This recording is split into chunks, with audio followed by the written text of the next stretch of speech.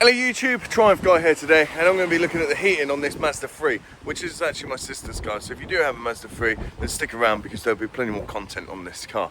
So let's get to it. So we're in the engine bay, and just to let you know, that's the lever to release it, which took me a while to figure out.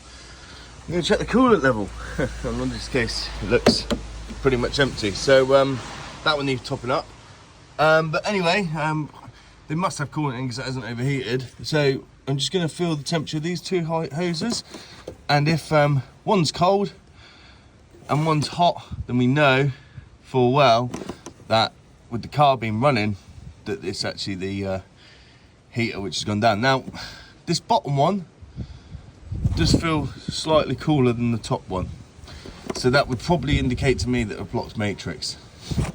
So we're in the car. I think the heater stuff is down there, but we'll find out in a second. Before we do any of that stuff, I'm just going to turn this dial and see if I can feels weird.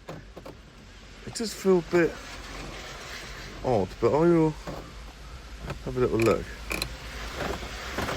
I mean, they seem like they've got a bit more purpose.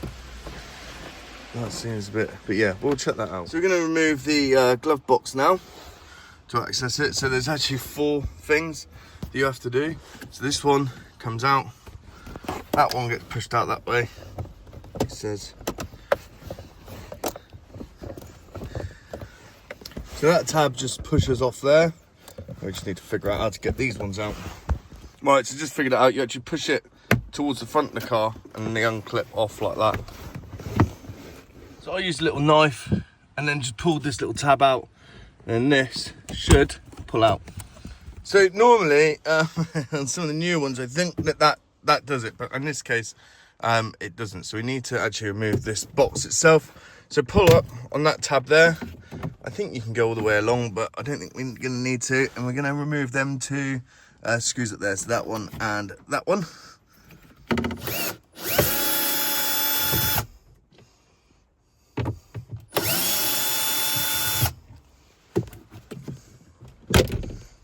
So now we need to pull this way.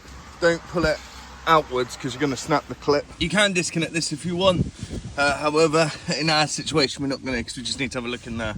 So obviously we're going to be needing this dial here, but I'll just show you what I mean. So I'm going to turn this.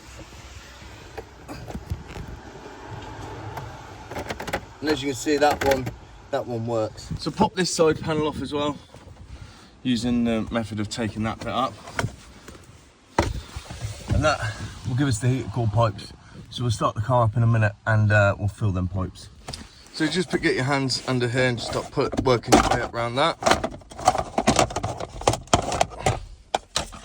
And this should pull up as well. And then we'll undo these screws. We'll just start working our way around this. Once they're undone, just pull it out. And then we'll just have to disconnect all that stuff behind as well.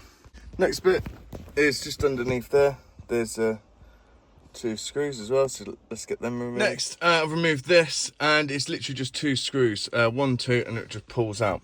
That then exposes the module itself, and all we're checking is to make sure that that's connected back there, that little blue thing. And I'll just move the knob now so you can see. So there you go, that side's connected.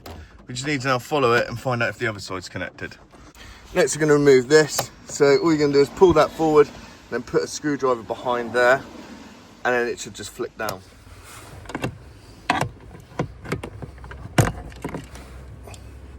Next, we're just going to remove that little screw. Now, it's probably advisable that you disconnect your battery terminal, your negative one, because you might deploy the airbags if you're messing around here too much. I pulled that out the way, so it should now just pop off.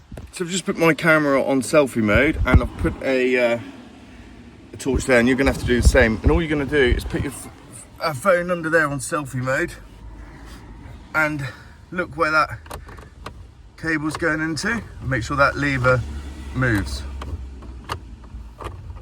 which it does.